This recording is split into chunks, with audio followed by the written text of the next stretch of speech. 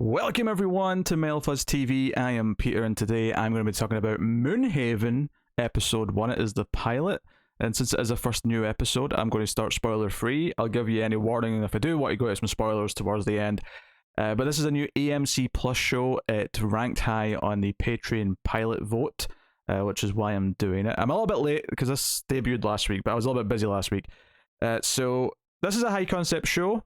It is set in the future where humans have established a colony on the moon, and have done for a while. That's on its third generation of humans living there.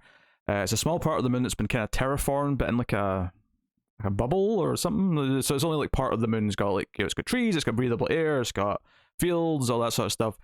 And the idea is that this is like all fueled by an AI that is kind of like done the terraforming and is constantly reading what the colony is doing and evolving to try and learn how to fix humanity, because Earth is, completely polluted. Everyone's wearing gas masks when they go outside, and days are numbered, that kind of thing.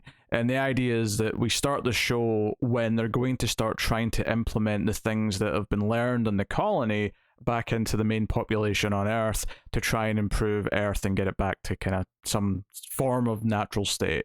And that not only is the technology that's been developed in the colony, which is a bit different because they don't really have a lot of metal and stuff. They have some fancy tech, but it's still kind of based in wood and stuff like that. It's kind of weird. But also just like the way they live.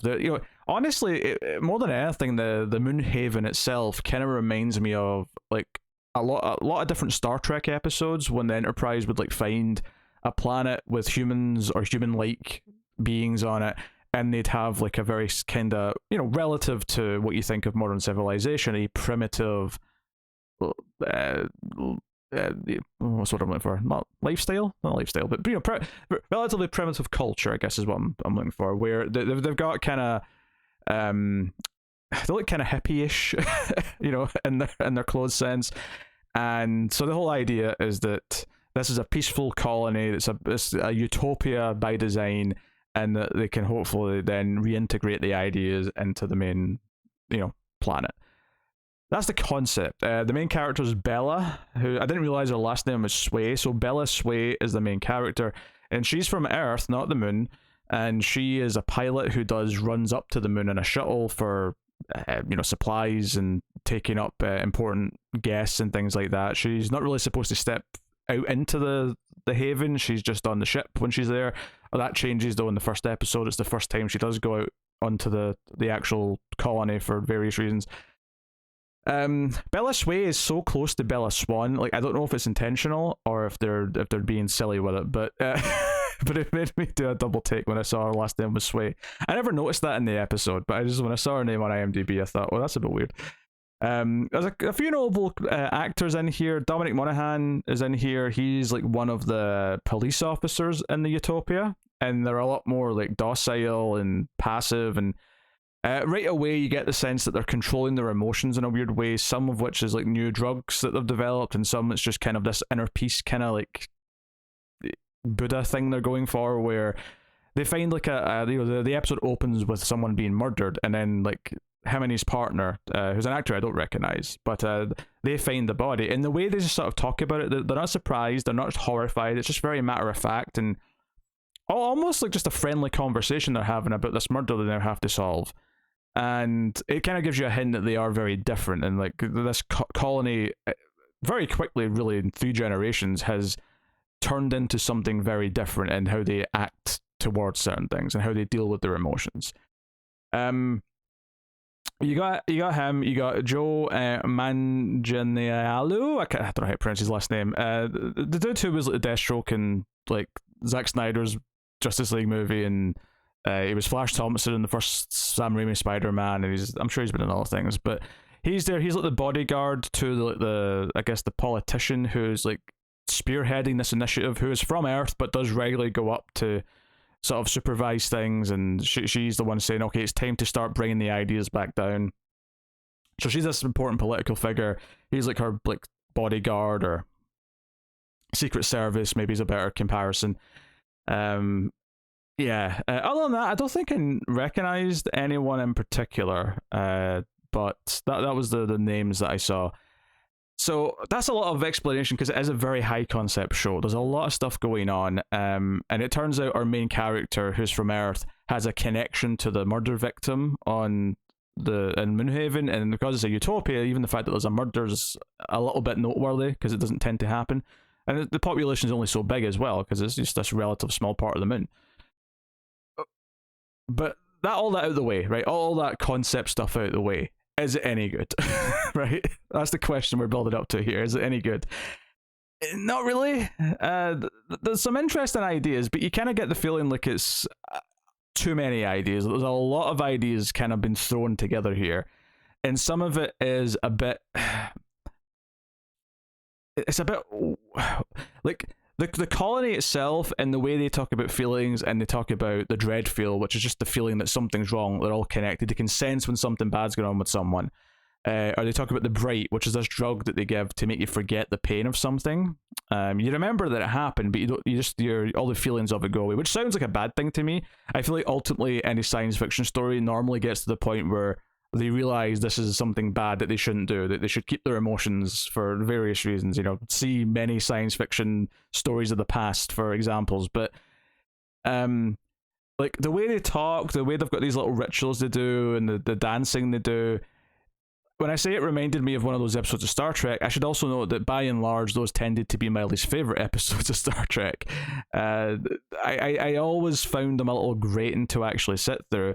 And even when you have characters from Earth being cynical and sort of like rolling their eyes at some of these things that they do, like I am, it doesn't change the fact that I'm still sitting through it. And you also get the impression that by the end, maybe they're going to be swayed, and that these simple ways that they're developing to be better are something that we should be more open to. And I'm all about being more open to for ways to improve civilization, improve humanity, make the world a better place. All good things. I'm not so sure dancing around like a bunch of hippies and doing like a chi dance to make someone feel better is the way to do it necessarily. That stuff is just a little bit annoying to sit through, and like right away, it's, it kind of feels like someone's really like whoever does came up with all this, the creators of the show. I'm sure they love all this. I'm sure this seems like something they're so into. And it's trying to do the mystery, but there's a bit of a conspiracy kind of introduced by the end of the episode. I won't say any more than that. Outside of spoilers, or yeah. So there's a lot going on, right? I think the other thing I'd say about this episode is that it's kind of a testament to it that it's a full hour long, which is fine. I often say that a pilot should be a double length, and it's worth mentioning that the first two episodes of this did come out together. I only watched the first one because it is very much a single episode, and I only committed to watching the first one. Had I watched it, and if it felt like it was just halfway through a double pilot, I would have watched the second one, but it didn't. This was a full episode with an ending and a hook, and it was clearly just they put out a lot of these streaming shows that put out more than one episode when they first go out. It is just multiple episodes, as opposed to the classic traditional double pilot where you actually get like a full feature length episode. So, but yeah, what I was saying is it's a testament that despite the fact that it's got all this stuff to set up and explore and kind of introduce us to for the first time, this very high concept thing with a lot of moving parts, it's a testament to how slow this episode feels, because I felt this drag. I actually checked how much time was left and was shocked to find out that I was only about 21 minutes into the hour-long episode. I thought I was like at least double that into it. And that's not like the only measuring stick you should use by any stretch. Don't get me wrong. I'm not saying that is like infallible, but it was the sort of thing where I was like, wait, what, really? I'm only that. I already feel like they've given me so much exposition and they're introducing so many things that this feels now like we keep going. And I think the characters are kind of hit and miss. Like the actual mystery and like the power struggle that seems to be coming about the people who are in charge on the moon, and this politician lady who wants to start getting things moving and maybe change who's in power and stuff like that.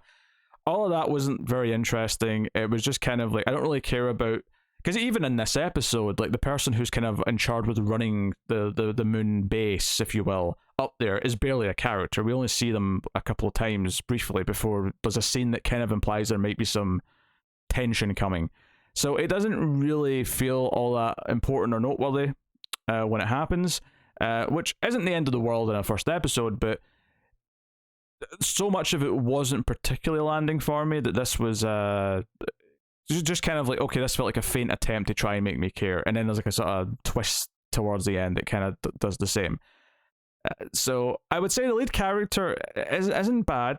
Like, she's kind of a bit archetypical in that she's kind of this no nonsense, doesn't care, very cynical, thinks a lot of this moon stuff is a bunch of nonsense. Presumably over the course of the show she's going to like open up to it a bit more. I think the actress is mostly fine. Like, she has a couple of moments where it feels like she's just sort of doing the typical thing, but as it went on, there was little moments of like personality and charisma kind of coming through. I could kind of get why they cast her as it was going.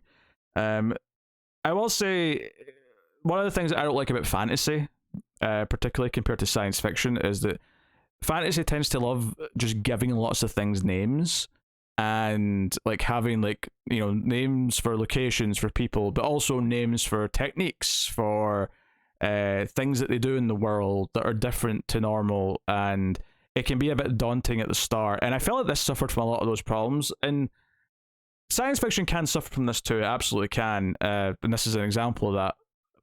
But it tends to be rarer just because science fiction tends to want to make it things like sound have developed from our own language. They might tweak things a little bit, but they want it to sound like something that's came from our present day. This is only meant to be 3 generations into this experiment, and I think it's like 2201, I think it said at the start of the episode. But the people on the moon have all these words for different things. They have all these different methods and ideas.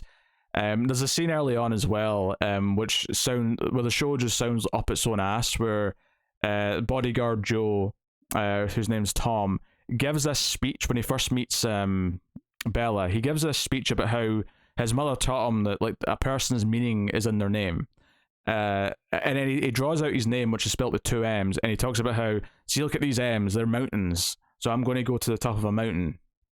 And then he starts talking about what Bella's name might mean, and about how he hears a bell ringing, and it just sounds like the most dog shit, trying to sound smart nonsense that I have heard in quite some time in a TV show. Like it wants to sound like it's, this is an art house like speech. This is like something you'd get in a heady little indie drama talking about the meaning of life and existence, and it just sounds like some dweebs trying to sound smart, and it was really cringeworthy, to be honest, this scene. And the rest of it's not as bad as that, but that scene was really cringeworthy. But there was a lot of words being thrown around where if you don't have the subtitles on, and I didn't because I didn't need them, sometimes when they throw around words that are just kind of new, or at least not common enough in normal everyday speech, that you don't recognize them, so your brain can't quite process when they've just thrown out a word quickly, and you're like, wait, what did they just say? There was a little bit of that early on for me in this, so that was a problem. Something that I think, some of this people may argue with it and say, oh, they love when shows do this. I think it's quite flawed here. But I think something that's very objective that no one is going to argue with me on is that this has some of the worst CG I have seen in a TV show in some time. Or at least specifically in this context of it's a show that relies heavily on CG for big CG kind of, CG only shots. So the example early on that just wowed me with how bad it was, and it was really the first time I saw proper effects in the episode, is the first time it goes to Earth, because the opening's on the moon, and then after the opening titles it goes down to Earth for the first time, and the camera like goes down through the clouds, and we get like a sky shot of what Earth looks like in like a city, and there's a lot of tall buildings sticking up above the clouds, and it goes under the clouds, and we see how polluted everything is, and we see like a monorail, and we see like lots of, it's kind of, I think Blade Runner but with a lot of smog, right? But there's a lot of video screens on buildings and things like that, and it looked terrible. And I know TV CG is variable in quality, it absolutely is, but this looked extremely bad. It feels really lazy to say it looked like a video game, but it didn't look like a modern video game. It looked like a video. It looked like a pre-rendered CGI cutscene that they would have made for like a PS2 game. Because, quite frankly, the graphics I saw in this sky shot, looking through the city and like the camera kind of swooping through, video games that I play now look more realistic than this did. They absolutely do. It would be an insult to modern video games, modern big budget video games, to say this looks like a video game. It looks like an old video game. And anytime it went back down to people on the streets watching these big screens as someone was making a speech, it looked just as bad every time. The stuff with like the shuttle going up to the moon, it didn't look as bad because at least it's just, you know, the blackness of space with some stars. The ship did stick out as looking a bit more like, I don't know, tacked on and two-dimensional. I don't know if they were trying to go for like an old school model look, but they were still doing it with CG, so it still kind of looked a bit iffy. So the charm of it just being a model wasn't quite there. Luckily, once they're all in the moon, it mostly just stays in like, you know, small sets and like fields and the forest and stuff. So I guess what I'm saying is it's a pretty cheap show that was kind of trying to punch way above its weight for the CG stuff. Yeah, I was kind of gobsmacked actually, and it's really surprising as well, given that it's only, you know, there's a few space shots, don't get me wrong, and stuff looking at the moon as a whole, but like that shot of the city is just one moment, and I mean, there's a couple of shots later of people watching screens, but the actual big sweeping shot that really made me go, wow, this looks bad, is just one moment early on, right? So it's a longish shot, but it's just one moment early on, and I find it hard to believe they couldn't have put more effort into that one shot, given that it's the first big effects shot you've got in your pilot that's right after the opening titles. Like, even if it's going to downgrade after that, like, fair enough, but given that there's not a lot of moments where you're like really spending much time on Earth after this, I don't understand why there wasn't more effort put into that shot, because it really put me in it gave me a bad impression right up front of the quality of the show. And don't get me wrong, if it was well written, if it was a captivating story with great characters, ultimately you can forgive bad CG, right? You can forgive bad effects. You can get over that and just enjoy the story once you get sucked in. I don't think it had that though. It didn't have a story that sucked me in. It didn't have all these things. And the sad part is that I don't remember exactly what I thought when I saw the trailer, when I was like researching shows to put on the vote. But I thought this looked bad. Like, I remember thinking it looked kind of cheap and naff in the trailer, and I just didn't remember anything specific though. I didn't really remember like what I saw that made me think that, but I remember thinking that. And when I watched this and I got to this sweeping CG shot, I was like, oh dear, this is very cheap looking. And, you know, it kind of just always feels a bit cheap looking, sadly. And obviously it's playing with a lot of sci-fi concepts that I do like, that are good in places.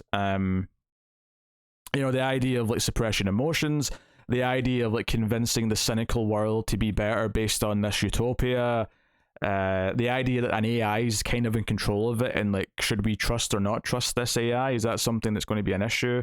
Are there bad people who are going to try and like either stop this from happening or are going to corrupt it?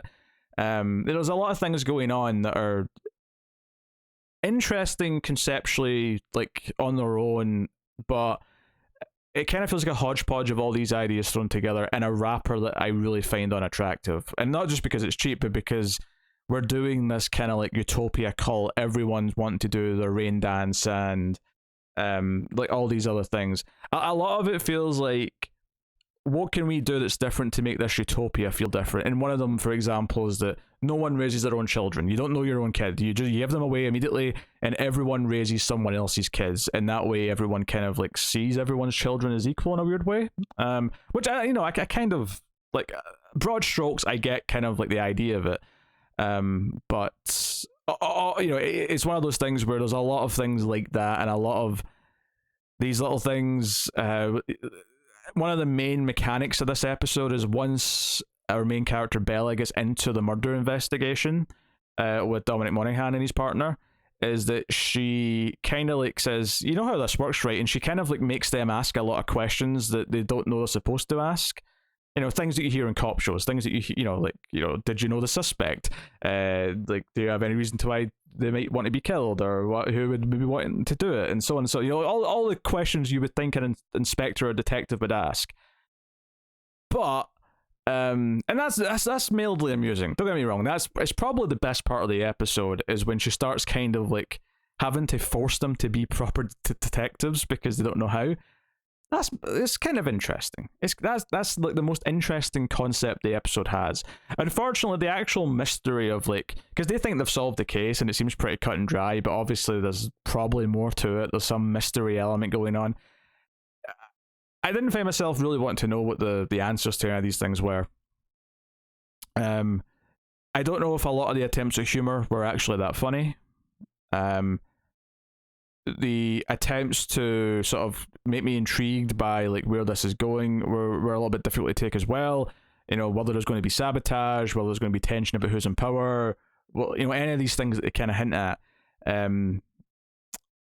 I think one of the things that they did with this that went too far is they really did make this utopia feel just too unbelievable. Like, I don't really believe that this offshoot of humanity that came from people from Earth got to this such a different state in just 3 generations. And I suppose if there's one thing that I kind of relate to with the main character is that I do not believe for a second that the rest of the planet will go for a lot of this. Like, yeah, they'll take the technology and they'll take some of the lessons, but even the sensible people, I don't think will want to give up their kids. Even the sensible people, I don't think are going to be like, oh yeah, we're all going to sit around and sing a version of Kumbaya and like do shit like that. A lot of it is just a lot of it is hard to swallow and just feels a bit far-fetched in the time frame that's been given for it to gestate, I suppose. But I think you add in the fact that I don't really enjoy watching a lot of this stuff as well. Makes it a bit of a two-sided, you know, a double-edged sword or whatever you want to call it. Yeah. But in terms of like a more objective look, the effects are really bad. It always feels pretty cheap. Some of the dialogue is cringeworthy and it's in the way that it tries to sound like it's meaningful and, you know, philosophical. And then like the CG is really bad. The CG is really bad. So I would call this a very, very weak, you know, a lot of big concepts, and the concepts in other forms I have enjoyed, but I would say this as a show on its own is extremely underwhelming and, you know, at its best, inoffensive, at its worst, cringeworthy and laughable. So not a good spectrum from a show. So I wouldn't recommend it. If I just want to give like any spoilers, I'll just tell you what the hook is. So spoilers for the ending of the episode. There's not a whole lot here.